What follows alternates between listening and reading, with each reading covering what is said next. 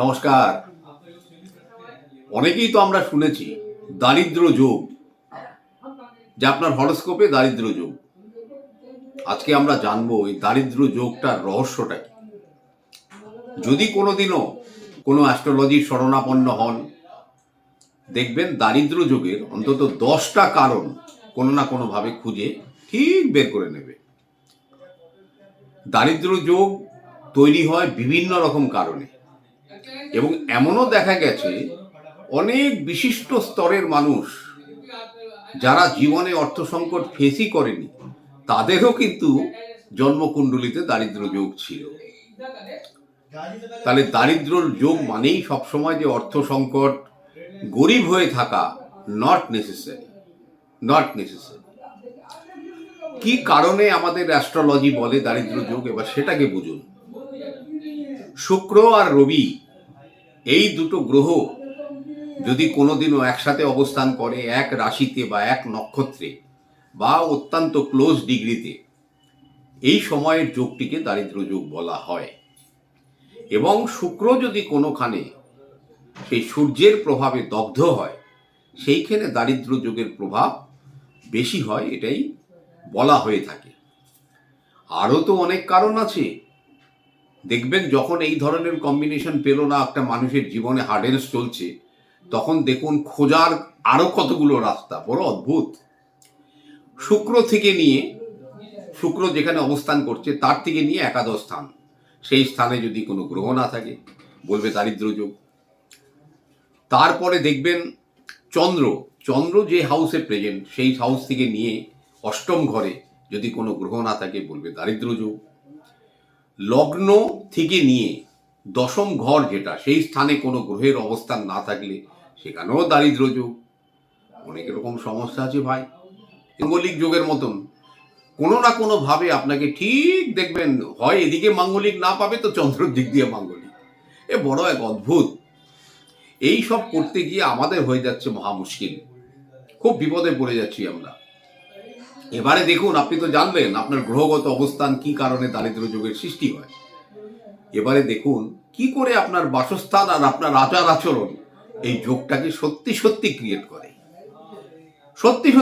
করে।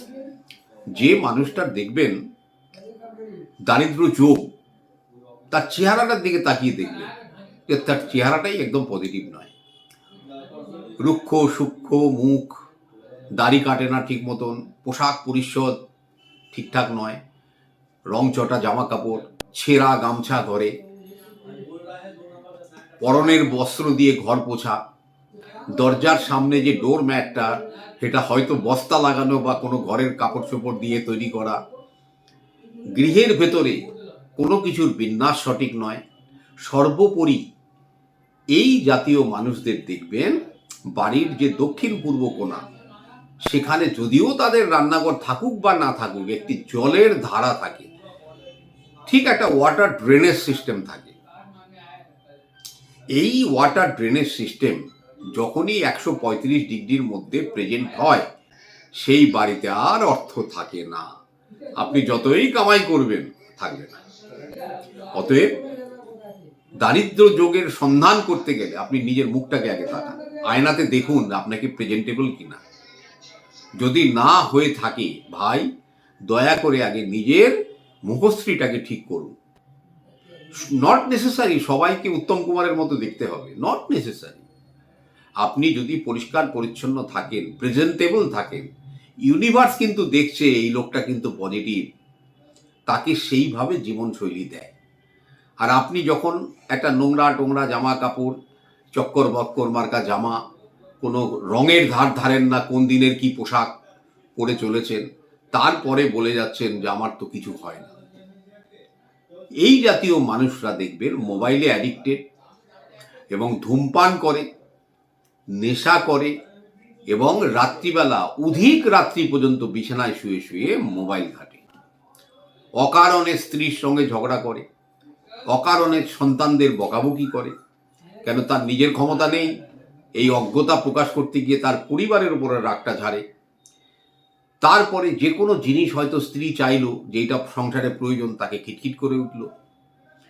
এই জাতীয় সমস্যাই কিন্তু দারিদ্র যোগকে ডেকে আনে।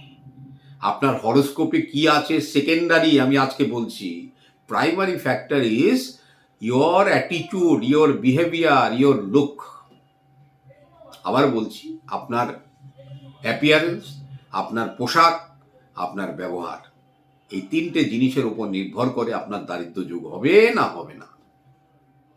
অতএব যারা মনে করুন দীর্ঘদিন অর্থ সংকটে ভুগছেন, তারা একটা দিন মনস্থির করে বেরিয়ে আসুন যে আমি এটা থেকে ওভারকাম করব, আমি এটা থেকে বেরিয়ে আসব। খালি এইটুকু মনে করুন, পরিবারের সবাই সঙ্গে একটু সুস্থভাবে চলার চেষ্টা করুন। পোশাকগুলো 2-4টে সাদা রঙের জামা কিনে দিন। আপনি তো জানেন না কোন দিনের কি কালার, আপনি পুরনো পোশাকগুলোকে ড্রেন আউট করে দিন। গৃহিণীকে 2-3টে ভালো শাড়ি কিনে দিন, দরকার হলে একটু ইনভেস্ট করুন। হাতে একটা ঘড়ি পরুন, সেটা আপনি ডানাত পরবেন বা হাত পরবেন, ইয়োর চয়েস। পকেটে একটা পেন রাখবেন যারা বাইরে কাজ করেন। আর সকালবেলা 8টার পরে আর বিছানা থেকে উঠবেন না, তার আগে যা করার, কারণ অনেক মানুষই দেখুন রাত্রিবেলা অধিক রাত্রি পর্যন্ত করার জন্য শয্যা থেকে উঠতে পারে না সকাল সকাল। উঠেই কিন্তু সঙ্গে সঙ্গে টয়লেটে ছুটবেন না, একটু নিজের করতল দর্শন করুন, একটু বিছানায় বসুন স্টেবল হয়ে, তারপরে আপনি উঠুন।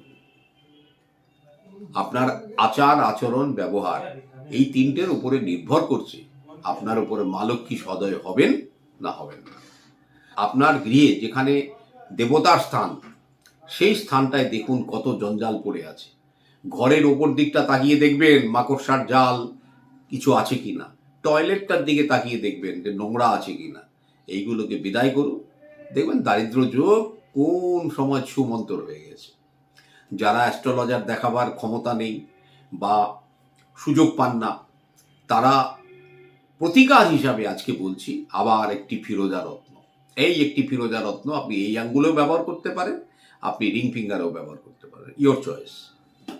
আর আপনি যখন জানেন না, অতএব অন্য কিছু জিনিস আর আমরা এখানে সাজেস্ট করলাম না। যদি সম্ভব হয় 5মুখী 7মুখী আর 9মুখী রুদ্রাক্ষ, না পারলে অন্তত একটি করে গলায় চেন দিয়ে পরবেন বা লাল সুতো দিয়ে পরবেন। কিছুদিন দেখুন, সূর্যের আলোতে সকালবেলা একটু বসবেন, যোগাভ্যাস করবেন, একটু জোরে জোরে হাততালি মারবেন, কেন এই নার্ভগুলোকে অ্যাক্টিভ না করলে কিন্তু আপনি সচল হবেন না। আর রাত্রিবেলা অধিক রাত্রি পর্যন্ত মোবাইল দর্শন করবেন না। এই দারিদ্র যোগ আপনার হরোস্কোপে আছে কি নেই, এটা কিন্তু আবার বলছি, এটা সেকেন্ডারি ম্যাটার।